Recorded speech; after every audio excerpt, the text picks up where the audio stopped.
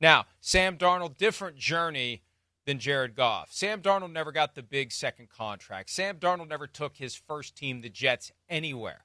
Goff went to the Super Bowl. Darnold didn't even go to the playoffs with the Jets. Jets threw him overboard to the Panthers. It was a disaster in Carolina. There's a great photo that was making the rounds on Sunday of Sam Darnold standing next to Baker Mayfield in their Panthers uniforms from just 2 years ago, and how it's changed in just 2 years for Darnold and for Mayfield. And Darnold spends last year as the backup to Brock Purdy in San Francisco. Vikings. So whose fault is it?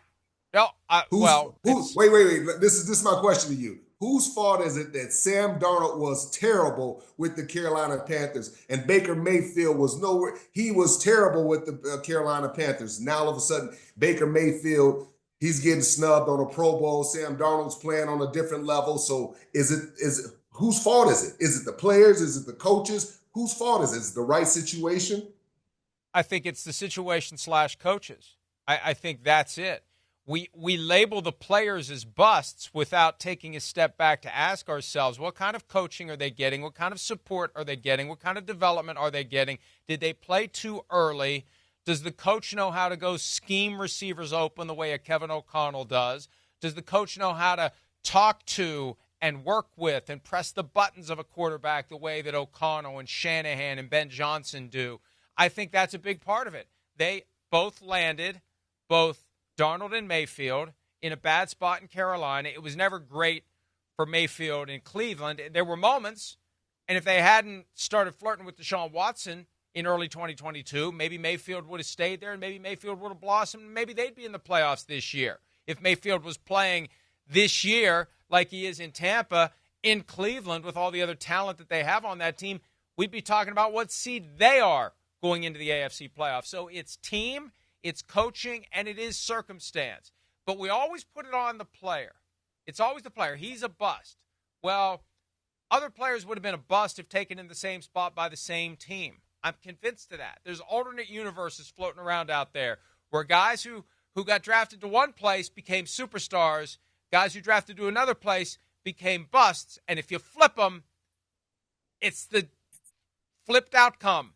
The bust becomes the star, and the star becomes the bust, because you can't overcome bad coaching. You can't overcome dysfunctional ownership. You can't overcome the lack of talent around you. And look at what Sam Darnold has this year in Minnesota. Holy crap. Now that those guys are healthy, he's got 4 receivers that you can't cover.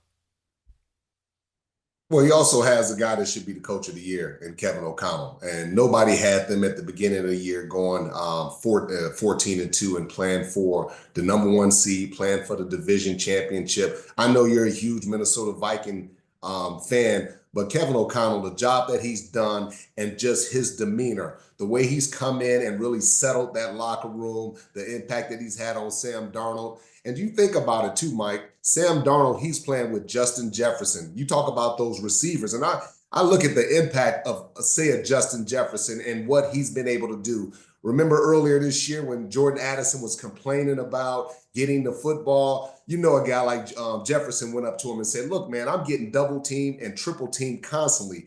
Just stay patient. You're going to have your share of one-on-one opportunities. You and Jalen Naylor, you guys going to get a lot of opportunities. And that's what happened last week. That's what we see in the previous weeks. So that's what I'm talking about. It's team football. It's not just the quarterback, but it's guys like Justin Jefferson leading. And then another thing, Mike, you don't see Justin Jefferson walking around with an attitude complaining, hey, man, I was open, get me the ball if they're double and triple teaming them.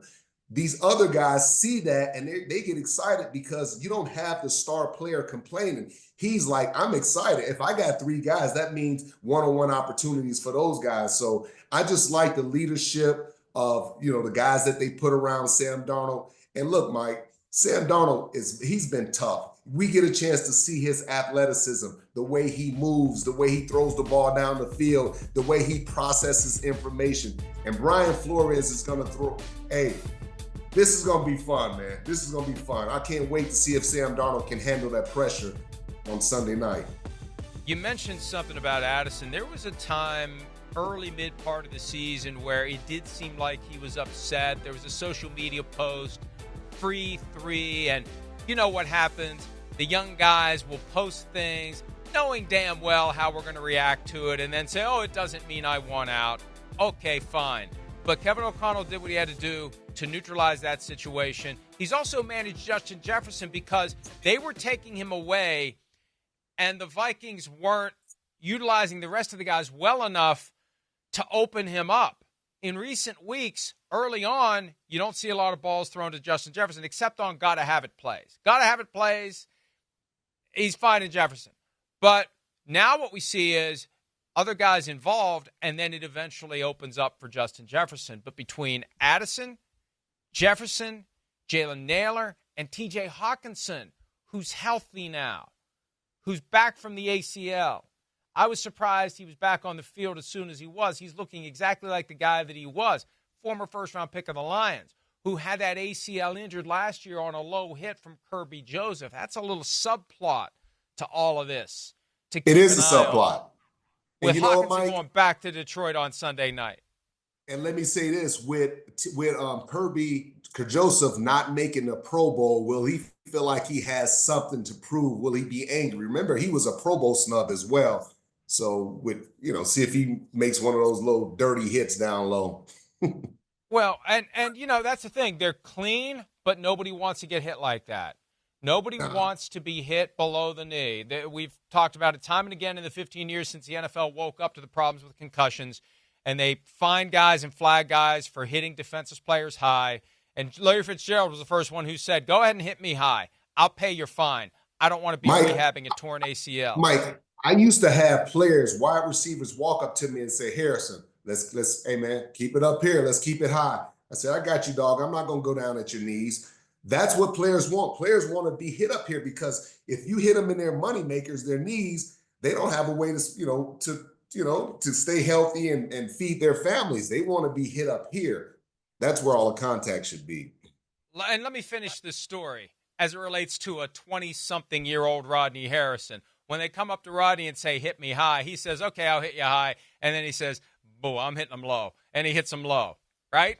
Am I right? No, not at all. Okay. Not at all. Because one thing I'm very protective of, I've had 3 or 4 knee surgeries, major knee surgeries. I understand the process. I've had ACL, MCL, PCL. I've had quad tendon tear twice in my knees. So my knees have been pretty beat up. I know. I'm just playing with you. But still, this is 52-year-old Rodney Harrison I'm talking to. 25-year-old Rodney Harrison would probably hit me in the knees for even talking about it. Hi, it's Mike Florio. Thanks for watching PFT on YouTube. Hit subscribe for the latest news and analysis from Pro Football Talk.